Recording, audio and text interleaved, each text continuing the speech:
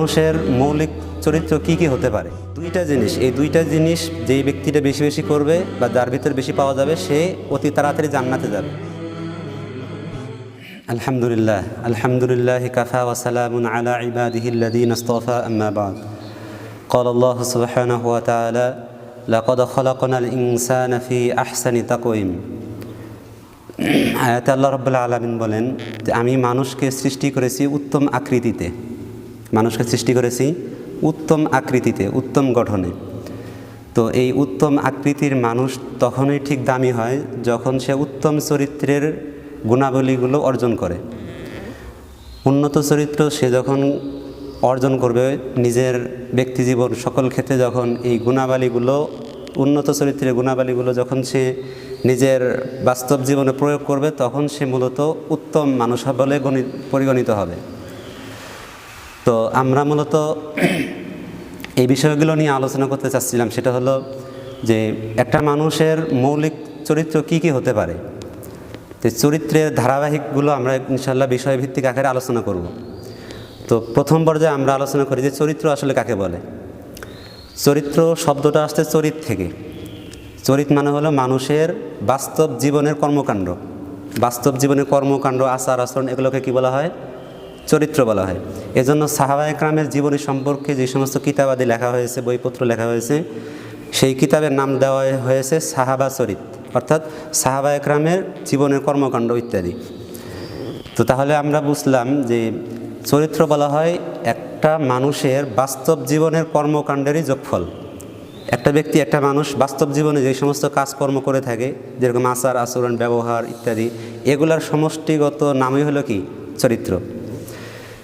তো এর ভিতরে আমাদেরকে অবশ্য অর্জন করতে হবে উত্তম চরিত্র, যেটাকে আরবিতে বলা হয় হুসনুল খলুক, বা যেটা ইংরেজিতে বলা হয় আপনার গুড ক্যারেক্টার। তো উত্তম চরিত্র, তো উত্তম চরিত্র অর্জন করা একটা মুমিন ব্যক্তির জন্য অবশ্যই গুরুত্বপূর্ণ একটা বিষয়। উত্তম চরিত্র অর্জন করতেই হবে। তো উত্তম চরিত্র অর্জন করার গুরুত্ব এবং ফজিলত কি, এটা আমরা কয়েকটা হাদিস থেকে জানবো ইনশাআল্লাহ, যে উত্তম চরিত্র অর্জনের গুরুত্ব এবং ফজিলতটা কী। হাদিসে রাসূল সাল্লাল্লাহু আলাইহি ওয়াসাল্লাম বলেন, বুখারী শরীফে বর্ণিত, যে তিনি বলেন, হাদিসটা আছে 3559 নম্বর হাদিসে। আল্লাহ রাসূল বলেন, ইন্না মিন খিয়ারিকুম আহসানুকুম আখলাকা।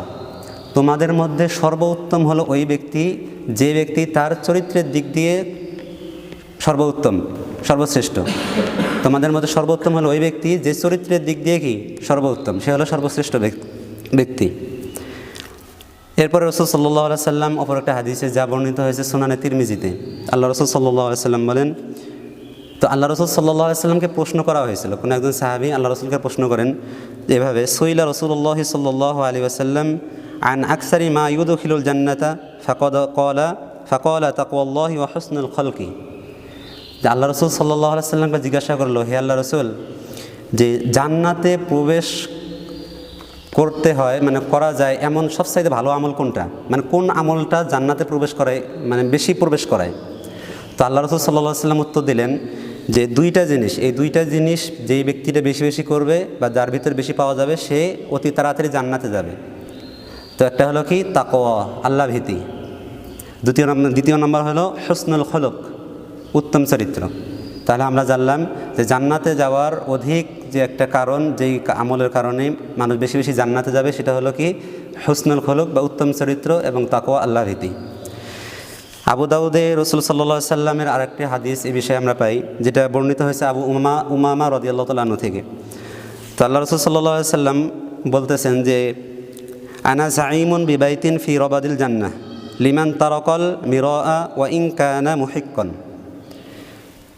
ওয়া বিবাইতিন ফি ওয়াসাতিল জান্নাহ লিমান তারাকাল কাযিবা ওয়া ইন কানা মাযিহান, ওয়া বিবাইতিন ফি আ'লাল জান্নাহ লিমান হাসুনা খুলুকুহু।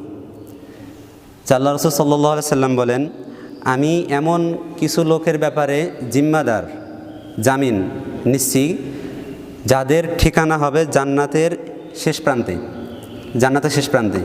তারা কেমন? যে তারা ঝগড়া বিবাদ পরিহার করলো, অথচ সে সত্যবাদী ছিল, মানে সত্যবাদী, সে নিজে সত্যবাদী ছিল, তারপরেও সে ঝগড়া বিবাদ কী করলো? ছেড়ে দিল। এই ব্যক্তির জন্য আমি জান্নাতের ব্যাপারে কি জামিন, জান্নাতের একটা ঘরের ব্যাপারে। এরপর আল্লাহ রাসূল সাল্লাল্লাহু আলাইহি ওয়াসাল্লাম বলেন ওয়াবিবাইতিন ফি ওয়াসাতিল জান্নাহ, এবং আমি জামিন ওই ব্যক্তির জন্য যে জান্নাতের মাঝখানে একটা বাড়ি থাকবে সেই বাড়ির ব্যাপারে আমি জামিন থাকবো, তাকে আমি ওই জান্নাতে প্রবেশ করাবো, জান্নাতের বাড়ির ভিতরে। তো এই জান্নাতের মাঝখানে বাড়িটা কার জন্য? লিমান তারাকাল কাযিবা ওয়া ইন কানা মাজিহান, যে ব্যক্তি মিথ্যা কথাকে ছেড়ে দিল যদিও সেটা উপহাসবশত, মানে উপহাস করেও মানুষ কী করে দিল, যে ব্যক্তিটা, যেই লোকটা, যেই উম্মতটা উপহাস করার ফলেও মিথ্যা কথাকে ছেড়ে দিল, তার জন্য এই পুরস্কার। সুবহানাল্লাহ। এরপর আল্লাহ রাসূল সাল্লাল্লাহু আলাইহি ওয়াসাল্লাম বলতেছেন যে ওয়াবিবাইতিন ফি আলাল জান্নাহ, আর জান্নাতের সবচাইতে উচ্চমানের একটা ঘরের ব্যাপারে আমি জামিন হচ্ছি, কার জন্য?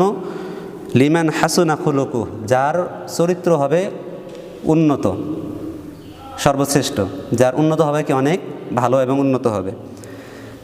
তো আবু দাউদের অপর এক বর্ণনা আয়েশা রাদিয়াল্লাহু তাআলা আনহা থেকে বর্ণিত, আল্লাহ রাসূল সাল্লাল্লাহু আলাইহি ওয়াসাল্লাম বলেন যে ইন্না লা ইউদরিকু বিহুসনি খুলুকিহি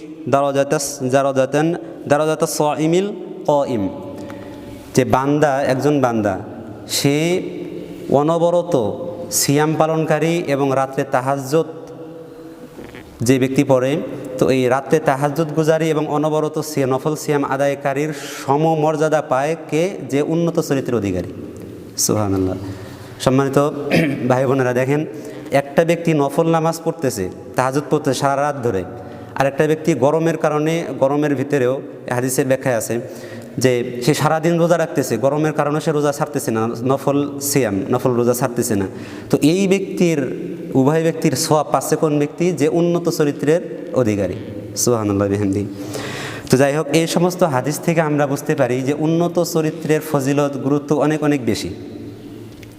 তো এই জন্য আমাদের সর্বদাই খেয়াল রাখতে হবে, বা বিষয়টা আমাদের মাথায় রাখতে হবে, যেন আমরা সর্বক্ষেত্রেই উত্তম চরিত্র অধিকারী হই। এবং সবসময় এই দোয়া করা, যে আল্লাহ রাসূল সাল্লাল্লাহু আলাইহি ওয়াসাল্লাম একটা হাদিসেও এই দোয়াটা শিখিয়ে দিয়েছেন, যেটা আমরা সাধারণত আয়নায় দেখলে হাদিস, মানে দোয়াটা পড়ি, আল্লাহুম্মা কামা হাসানতা খলকি ফাহাসসিন খুলুকি, হে আল্লাহ, আপনি যেমন আমার অবয়বকে, শরীরকে যেমন সুন্দর করেছেন, গঠনকে সুন্দর করেছেন, আমার চরিত্রকেও কী করে দেন?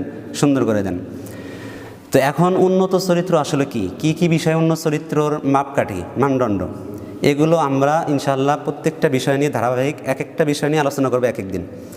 তো উন্নত চরিত্রর অনেকগুলো বিষয় আছে, যেমন লজ্জাশীল হওয়া। লজ্জাশীল হওয়া এটা একটা উন্নত চরিত্র, হুসনে খুলুক, লজ্জাশীল হওয়া।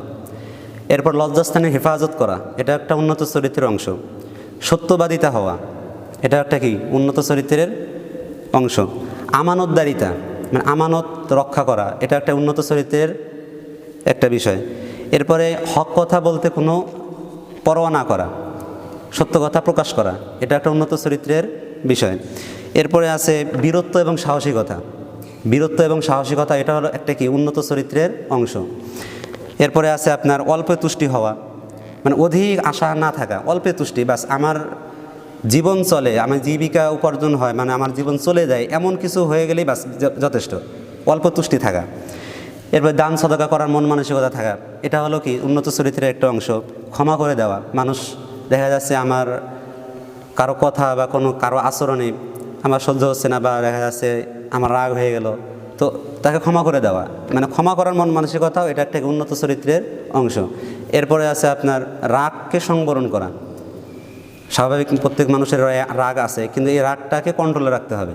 আমরা জানি হাদিসে আছে যে ওই ব্যক্তি বীর পুরুষ নয় যে বিশাল বড় একটা হাতিকে বা বিশাল শক্তিশালী বিষয়কে কাবু করে ফেললো, সে শক্তিশালী নয়, বরং শক্তিশালী হলো ওই ব্যক্তি যে তার উপরে কোনো কারণে রাগ হয়ে গেছে, সেই রাগটাকে নিজে কন্ট্রোলে রাখলো, রাগটাকে সংযত রাখলো, সে হলো বীরত্ব, মানে আপনার বীর পুরুষ। তো যাই হোক, তাহলে রাগ দমন করা, রাগ সংবরণ করা, এটাও একটা কি? উন্নত চরিত্রের অংশ। এরপরে হলো আপনার একটা উন্নত চরিত্রের মৌলিক একটা বিষয়, সেটা হলো বিনয় এবং নম্রতা। বিনয় এবং নম্রতা থাকা সবসময়, কঠোরতা না হওয়া, বিনয় নম্রতা, এটা উন্নত চরিত্রের একটা গুরুত্বপূর্ণ একটা বিষয়। এরপরে আপনার আত্মমর্যাদা, গাম্ভীর্য, আত্মমর্যাদা এবং কি? গাম্ভীর্যতা, এটা একটা উন্নত চরিত্রের অংশ। তো যাই হোক, এরকমভাবে অনেক বিষয় আছে উন্নত চরিত্রের উপাদান, যে উপাদানগুলো যদি কোনো মুসলিম ধারাবাহিকভাবে তাদের জীবনের ভিতরে ফিট করতে পারে, তাহলে সে আস্তে আস্তে উন্নত চরিত্রের অধিকার হয়ে যাবে ইনশাআল্লাহ। তো আমরা সকলে চেষ্টা করব যে এই উন্নত চরিত্র গঠন করতে যেই সমস্ত উপাদান আছে, যেগুলো আমরা বললাম একটু আগে, তো আমরা ইনশাআল্লাহ এই প্রত্যেকটা বিষয় আমাদের ব্যক্তিগত জীবনে আমাদের জীবনের অংশ হিসেবে বানায় ফেলবো। তাহলে দেখা যাচ্ছে আমরা আস্তে আস্তে ইনশাআল্লাহ উন্নত চরিত্রের অধিকারী হয়ে যাব। আর এই উন্নত চরিত্রের ফজিলত কি আমরা ইতিপূর্বে হাদিসে জেনেছি যে উন্নত চরিত্রবান ব্যক্তিরা তারা এই উন্নত চরিত্রের কারণে কোথায় যাবে? জান্নাতে যাবে। এরকম অনেক হাদিস আছে। যাক, আল্লাহ রাব্বুল আলামিন আমাদেরকে বিষয়গুলো বোঝার এবং আমল করার তৌফিক দান করেন, এবং আমরা ধারাবাহিকভাবে ইনশাআল্লাহ যে সিরিজ আকারে প্রত্যেকটা বিষয় নিয়ে আলোচনা করবো ইনশাআল্লাহ। ওয়া মা তাওফিকি ইল্লা বিল্লাহ।